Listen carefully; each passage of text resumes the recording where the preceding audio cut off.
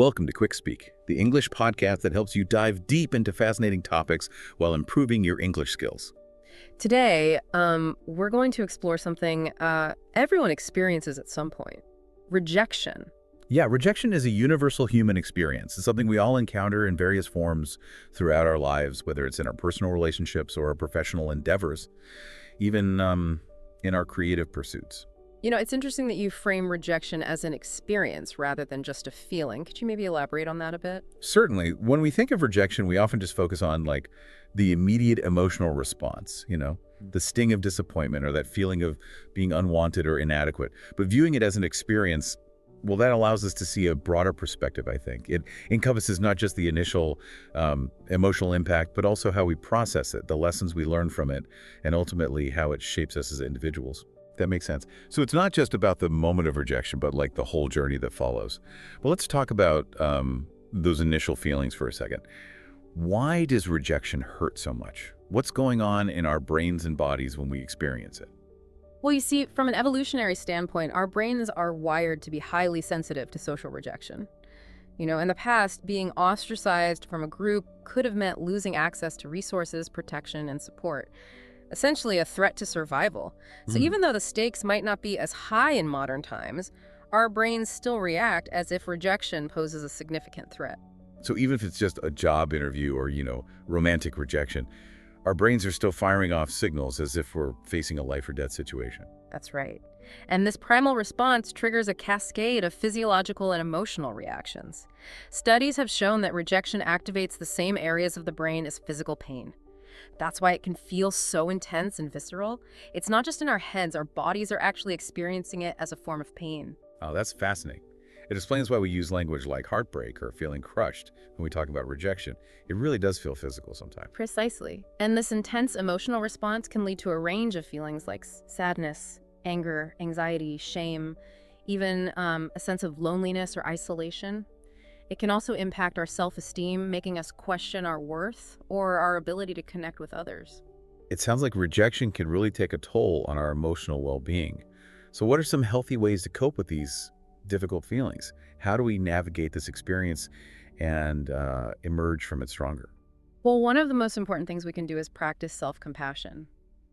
Instead of criticizing ourselves or dwelling on what we could have done differently, we need to treat ourselves with kindness and understanding. It's like being a supportive friend to ourselves during a difficult time. So it's about acknowledging the pain, but also offering ourselves comfort and reassurance rather than judgment. Exactly. We need to recognize that rejection is a normal part of life.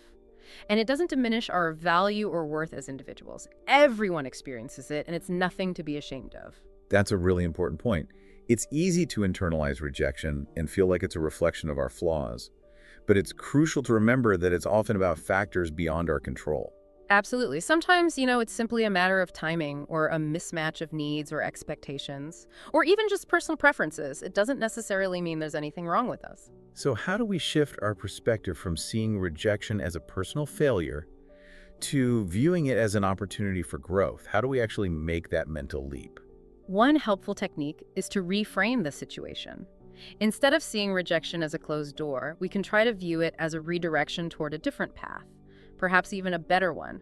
It's like missing a train and then realizing that the next train might take you to an even more exciting destination. That's a great analogy. It helps to highlight the potential positives that can come from rejection. It's not always about losing something, it can be about gaining something even better. Precisely. And another key strategy is to focus on what we can control. We can't always control the outcome of a situation, but we can control our own actions and reactions. We can choose to learn from the experience, adjust our approach, and continue pursuing our goals with resilience and determination. It sounds like a lot of this comes down to mindset. It's about choosing to view rejection as a challenge to overcome rather than a defeat to accept. That's a great way to put it. It's about developing a growth mindset where we see setbacks as opportunities for learning and development rather than as indicators of our limitations. Before we move on, I'd like to add one more thought about reframing rejection. Of course, yeah, I'm very interested to hear it. Okay. Think of it like a scientist conducting an experiment, right? Sometimes the hypothesis is proven correct, and other times the results are unexpected. But even those unexpected results offer valuable data that can lead to new discoveries and a deeper understanding of the subject matter. Hmm, that's a very interesting perspective. So instead of seeing rejection as a failure, we should view it as valuable data that can help us refine our approach and ultimately increase our chances of success. Exactly. It's about adopting a mindset of continuous learning and improvement, embracing rejection as an integral part of that process. I think that's a really empowering way to look at it. It takes the sting out of rejection and transforms it into something constructive. Now, let's talk about some common myths that surround rejection. These myths can often amplify the negative feelings associated with rejection and prevent us from seeing the potential benefits. That sounds helpful. I think we all tend to believe certain myths about rejection without even realizing it. One of the most pervasive myths is this idea that rejection means you're not good enough. I think that's a very common one, yeah. It's easy to internalize rejection and just feel like it's a reflection of our worth as individuals. It's certainly understandable to feel that way, but it's important to remember that rejection is often influenced by factors that have nothing to do with our inherent worth. Right, so could you give us some examples of those external factors? Certainly. Imagine you're applying for a job. You might be perfectly qualified, but perhaps the company has decided to go with someone who has slightly more experience in a specific area. Or maybe there's a budget constraint that limits the number of people they can hire. So it's not necessarily a reflection of our abilities or qualifications. It could simply be a matter of circumstances. Exactly. And in the realm of personal relationships, rejection can be even more nuanced. Sometimes two people are simply incompatible, even if they both have wonderful qualities. So it's like trying to fit a square peg into a round hole. Sometimes it's just not a match, and that's okay. Precisely. And recognizing this can help us detach from the personal sting of rejection. It allows us to see it as a matter of fit rather than a judgment of our worth.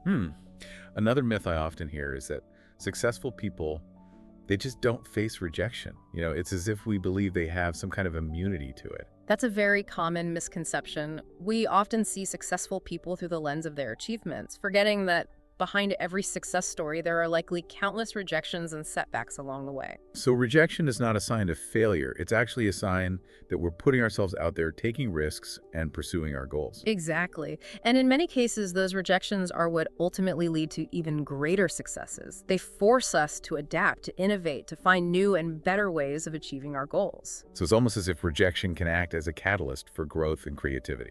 Precisely. And by recognizing this, we can shift our perspective from fearing rejection to embracing it as a necessary part of the journey. Yeah, I think that's a powerful shift in thinking. It takes the power away from rejection and puts it back in our own hands. Another myth we often encounter is this belief that if we just face enough rejection, we'll eventually become immune to it. Right. I can see why people might believe that. If you experience something painful enough times, you would think you'd eventually stop feeling it so intensely. It's a logical assumption, but unfortunately it doesn't align with the way our brains are wired. We are social creatures, and connection is essential to our well-being. So even when we understand that rejection is often due to those external factors, it can still trigger those primal feelings of hurt and disappointment. So instead of trying to become immune to rejection, we should focus on developing healthy coping mechanisms and building resilience. Exactly. And remember, building resilience is an ongoing process. It's about continually refining our strategies, strengthening our support systems, and cultivating a mindset that allows us to bounce back from setbacks with greater ease and confidence. This has been a very helpful discussion. We've debunked some common myths about rejection and explored some practical ways to reframe our thinking and develop a more positive perspective. And it's important to remember that we don't have to face this journey alone. What do you mean by that? Well, sometimes we tend to isolate ourselves when we're feeling rejected, right? But it's crucial to remember that we have people in our lives who care about us, who want to support us, and who can offer different perspectives and a listening ear. So reaching out to friends, family, mentors, or even therapists can help us process those difficult emotions and gain valuable insights. Exactly. It's about recognizing that we're part of a community and that seeking support is a sign of strength, not weakness. This has been an incredibly insightful conversation. I think our listeners, especially those who are learning English and navigating new cultures, will find this information incredibly helpful. I agree. It's important to remember that rejection is a universal human experience, but it can be amplified when we're in unfamiliar environments. That's why it's even more crucial to develop coping skills, build a strong support network, and practice self-compassion. Those are all excellent points. We've covered a lot of ground in this discussion, but there's still more to explore.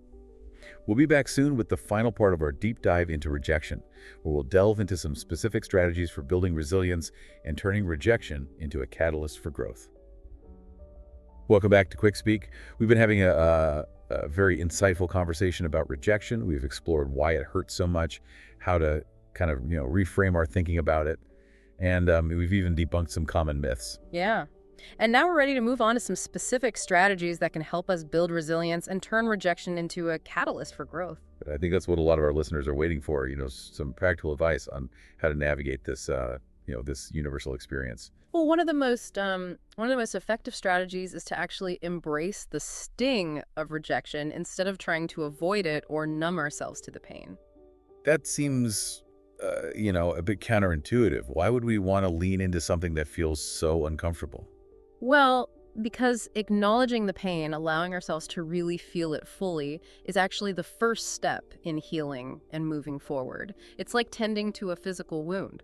You need to clean it and dress it before it can properly heal. So we shouldn't try to, suppress or ignore those feelings of hurt and disappointment. Exactly. Trying to bury those emotions will only prolong the healing process.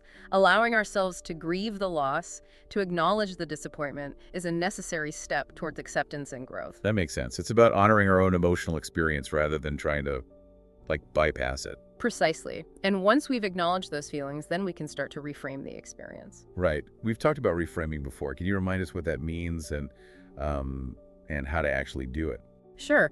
Reframing is about consciously shifting our perspective. So instead of seeing rejection as a personal failure, we can choose to see it as a redirection. It's about recognizing that this particular path wasn't meant for us, which means that there's a different and potentially even better path waiting to be discovered. So it's about trusting that there's a bigger plan, even if we can't see it in the moment. Exactly. And it's about recognizing that every experience, even the difficult ones, offers valuable lessons that can help us grow and evolve.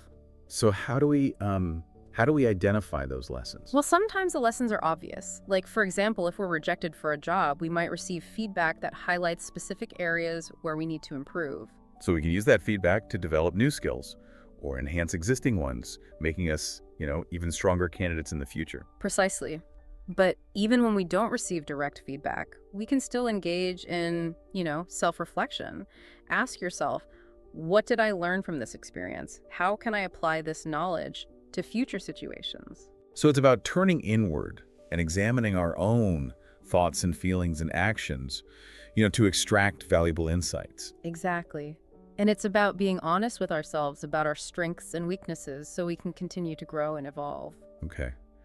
What are some other strategies that can help us build resilience? Well, practicing mindfulness can be incredibly helpful. Mindfulness is a very, popular concept these days. Yeah. Could you explain how it can help us deal with rejection? Sure. Mindfulness is about cultivating a state of non-judgmental awareness of the present moment. It's about observing our thoughts and feelings without getting swept away by them. So it's about creating, a sense of separation between ourselves and our emotions. Exactly. When we can observe our thoughts and feelings from a distance, it's easier to detach from the intensity of those emotions. We can recognize that those feelings are temporary, they will pass, and we can choose to respond to them in a more skillful way. That sounds like a very powerful tool for managing those difficult emotions. It is, and it's a skill that anyone can develop with practice. There are many different mindfulness techniques such as meditation, deep breathing exercises, and even simply paying attention to the sensations in our bodies. So it's about finding what works best for each individual and incorporating it into our daily lives. Precisely. And remember, that building resilience also involves taking care of our physical well-being. What do you mean by that? Well, when we're going through a difficult time, it's easy to neglect our physical health. We might not sleep well, we might not eat nutritious foods, and we might not engage in regular exercise. But those things are all crucial for maintaining our emotional and mental well-being. So it's about recognizing that our physical and emotional health are interconnected and we need to nurture both. Exactly.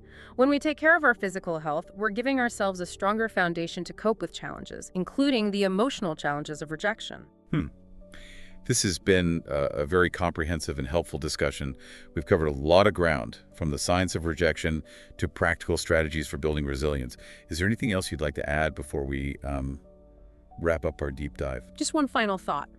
Rejection is a universal experience, but it doesn't have to define us. It's how we choose to respond to rejection that ultimately shapes our lives.